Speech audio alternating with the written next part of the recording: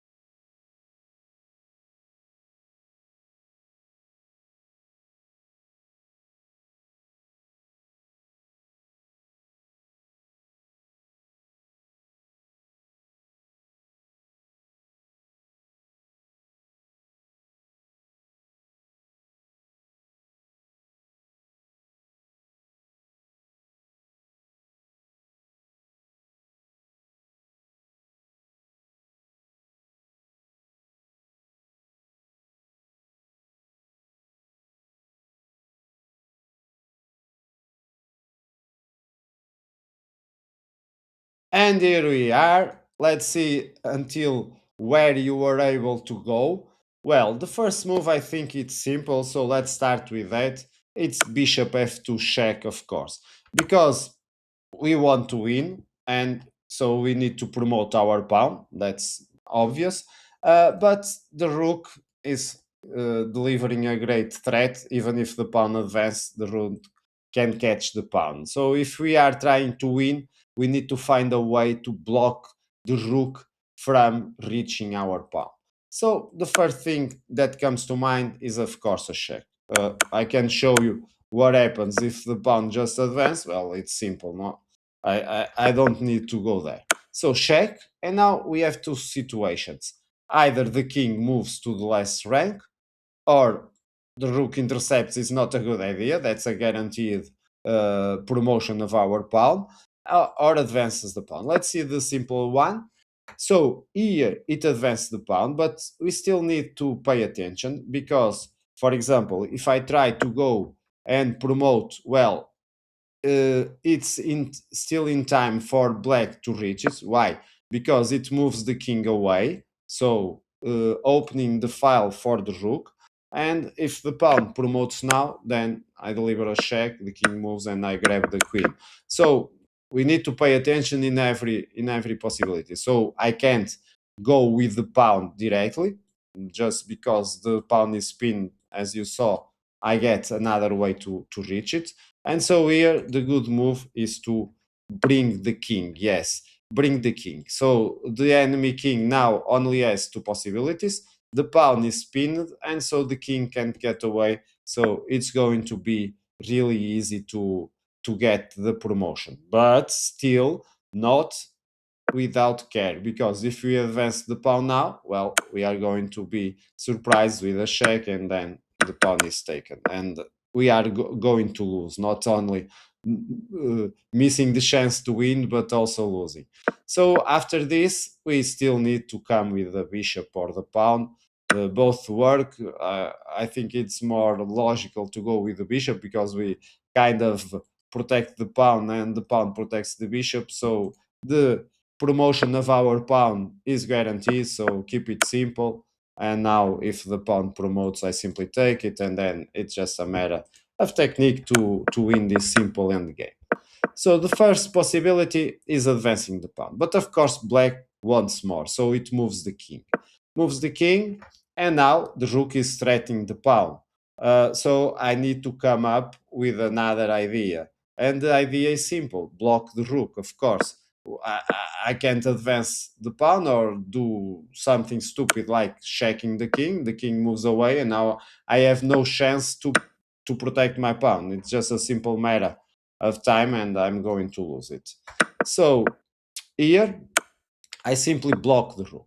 I am blocking the rook, so the rook has no access to the pawn, but of course black is going to try to make it hard for us. How it's going to do it? Well, it takes our bishop, so we take back the bishop, then advances the pawn, we advance the pawn, and black advances the pawn again. So now we are in the famous study. So if you remember from the first part when I described the history behind this position, this was the setting that he composed during the trip to Manchester. So this was the first part, and then after he presented it on the Manchester Chess Club, he developed the starting position that we also saw. So now, if I don't know if you have reached here or not, but I'm going to pause to a more 5 minutes for you. I'm going to give you more 5 minutes. So the idea was simple. He wants to promote, then the other pawn promote, because if the king takes the pawn, it's going to be stalemate. That's what he presented on Manchester Chess Club. So you get the tip that we need to find a win from here. So again, enjoy. I see you in the final part of the solution after the countdown.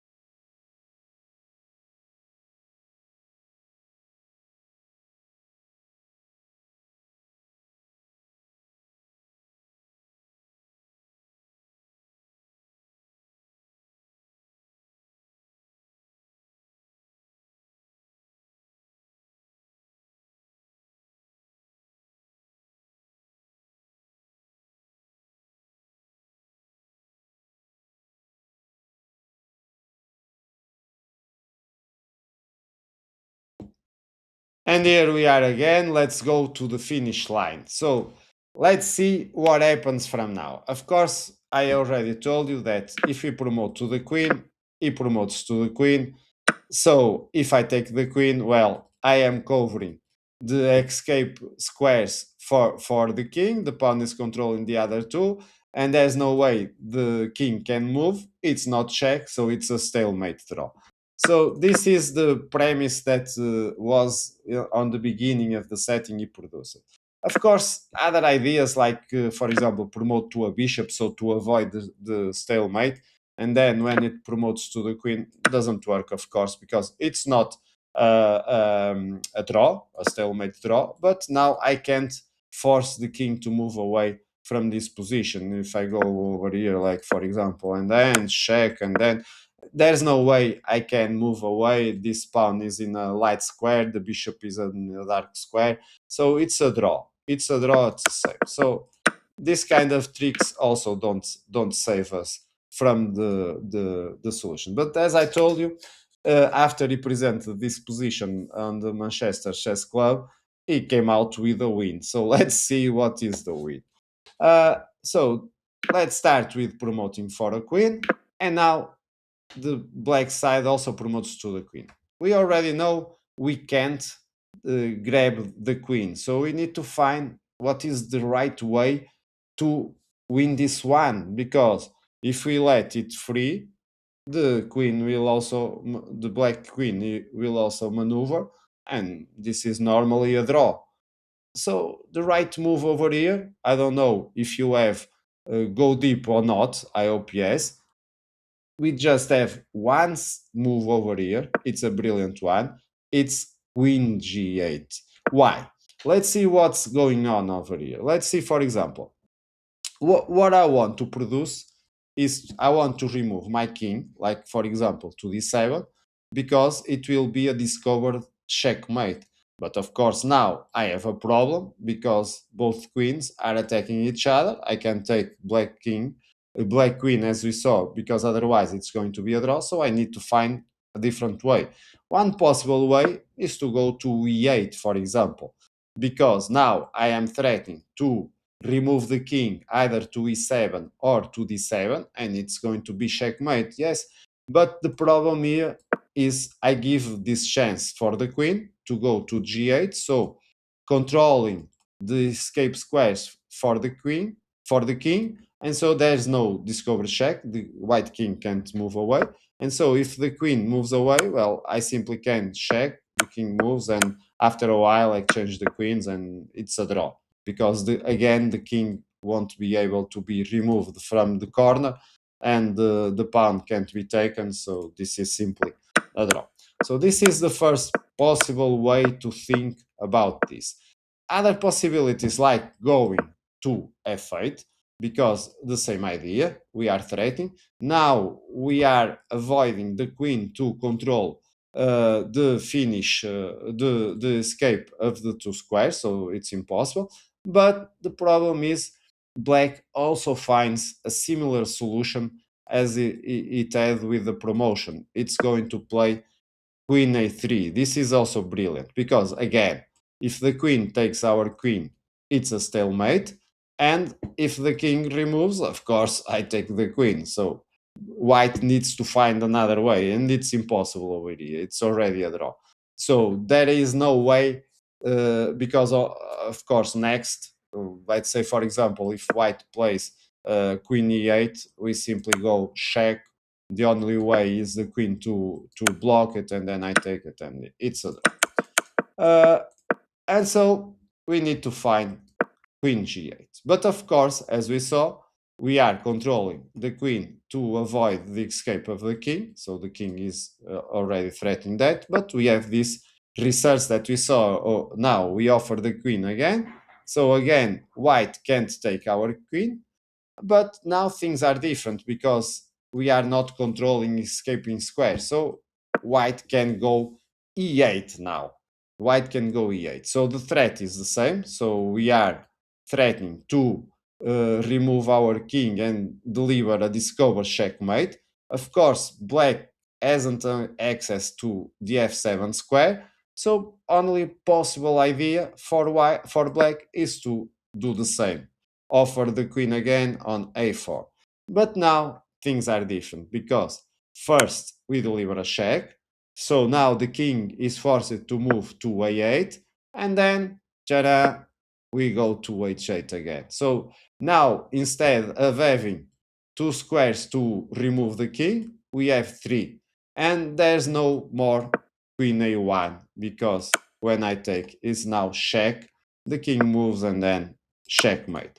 Uh, what else can black try? Well, black can try, for example, to control blocking the check, but I think this is basic now. We can deliver checkmate in several ways. Let's see just one. We remove the king, check. The queen needs to block it, but then I have the other check on the other side. The queen blocks and it's checkmate. So you see that from the beginning, it was very interesting how the queen maneuver, kind of a triangulation, to just remove the king from the stalemate corner position and to bring it to another one. I hope you have enjoyed. This is an Immortal study. This is a very special one with a great story behind it. I hope you also have enjoyed and see you in future studies. Bye bye.